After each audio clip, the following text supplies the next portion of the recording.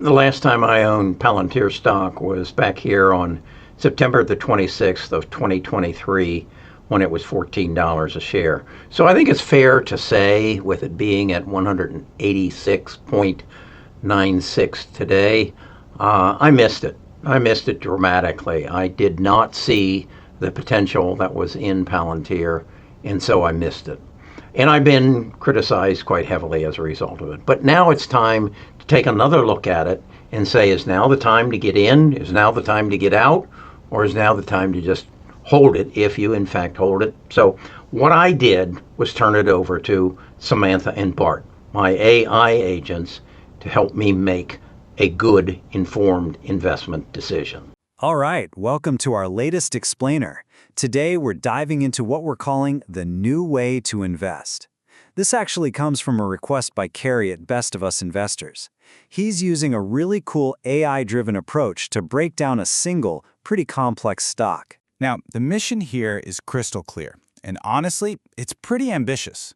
The goal is to find stocks that can more than double your money in just 3 years. So, we're not talking about small incremental wins. This is about finding those truly exceptional opportunities, and that high bar is going to frame everything we look at today. And the stock we're putting under the microscope is Palantir, ticker PLTR. It's a huge name in the AI space, no doubt about it, but its stock price is, well, it's way up there. So the big question is, can it actually meet that super ambitious 100% return goal?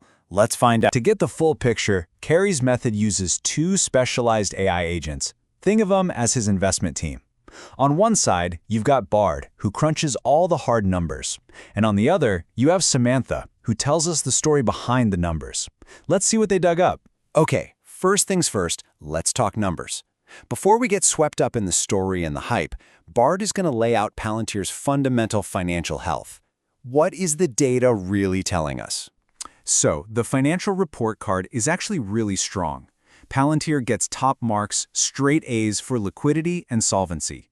In plain English, that means it's swimming in cash and has basically no debt. Profitability and efficiency are solid B's, which is good, but shows there's still some room to improve. Overall, a very strong foundation. Now, for a company like Palantir, a high-growth software company, there's this key industry benchmark. It's called the Rule of 40. It's a pretty simple health check. You take the company's revenue growth rate, add its profit margin, and if that number is over 40%, you're looking at a top-tier business. So what's Palantir's score? A massive 74. That comes from 48% revenue growth plus a 26% adjusted operating margin. So, this company doesn't just pass the Rule of 40, it absolutely crushes it. That puts it in a very elite class. But, and this is a big but, here's the catch. For all that financial strength, the stock's valuation is in the stratosphere. A trailing price-to-earnings ratio of over 600? That means investors are paying a massive premium for every single dollar of profit. The stock is priced for years and years of absolute perfection. And this chart right here really shows you just how extreme that valuation is. If we look at the forward price-to-sales ratio, which compares the price to future revenue, Palantir is trading at a multiple of 77. Now look at its peers. Snowflake is at 14. C3.ai is at 8.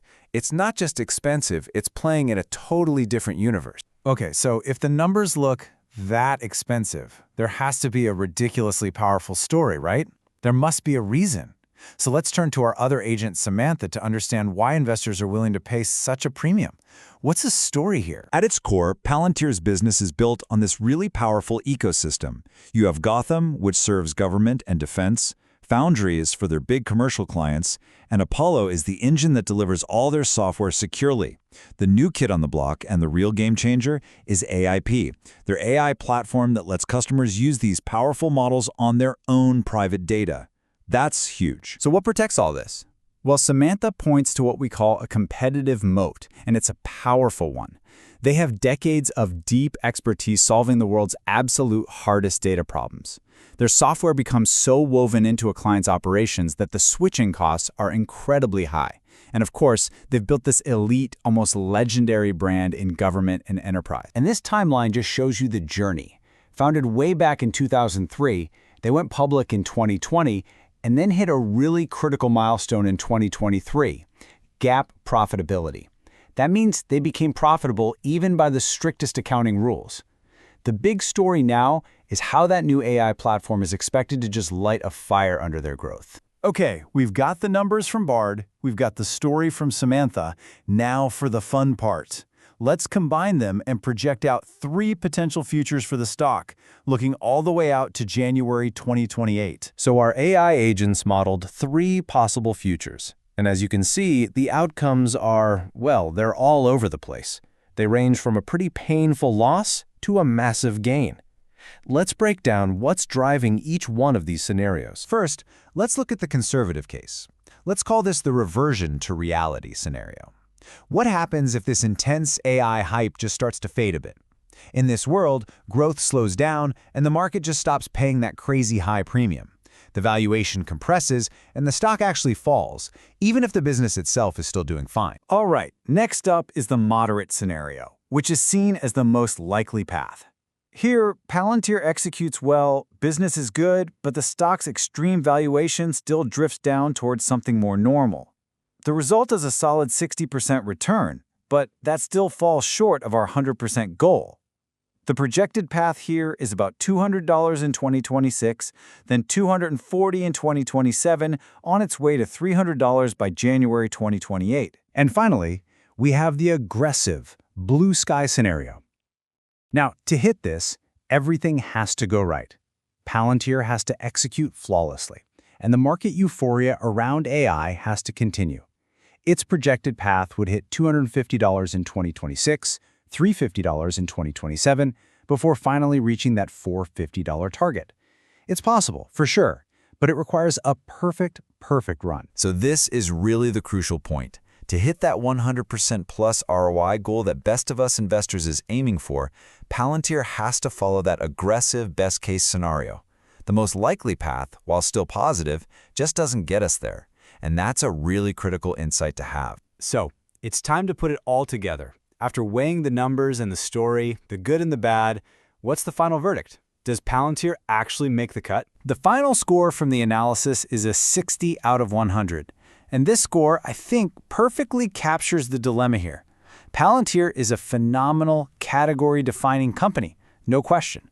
But the stock is just too expensive today to offer a high chance of doubling in 3 years. The price has simply gotten way out ahead of the fundamentals. So, what's the actionable advice here? Well, the analysis says to avoid jumping into a full position at today's price. Instead, it suggests you monitor the stock for a significant pullback, maybe down into the 140s, to get a much better entry point. And given the risk and volatility, any position should probably be moderately sized and protected with a stop loss. And really, this brings us full circle. This deep dive isn't just about Palantir. It's an example of a new way to invest, blending our own goals with powerful AI to separate the story from the statistics and to make truly informed, risk-managed decisions. And so our analysis leaves us with one final critical question. Palantir is, without a doubt, a great company, but does that automatically make it a great investment at any price? In this new age of AI, knowing the difference between those two things might just be the most important skill of all. So that's my story on Palantir, and also my analysis, aided by Samantha and Bard, my 2 AI agents, on what I think is going to happen, or what we think, and what the numbers, the data, thinks is going to happen with Palantir.